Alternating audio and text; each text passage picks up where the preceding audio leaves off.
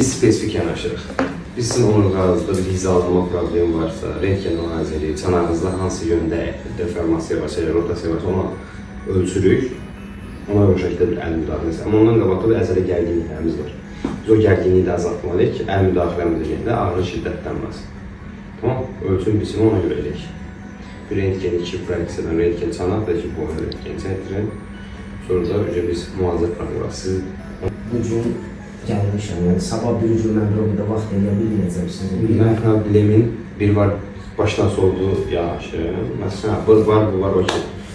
Bu mən ehtimal edirəm. Təsdiqləməm üçün nə eləməliyim? Təbii ki, siz çəkilirsiniz. Yəni, təsdiqləməm üçün bir şey eləməliyəm. Yəni, bu mənim ehtimallarım. Hipotez ürətdir. Məsəl üçün, boynuzda da ola bilər, belizdə də ola bilər. Ola bilər, mən iş görmürəm. Var.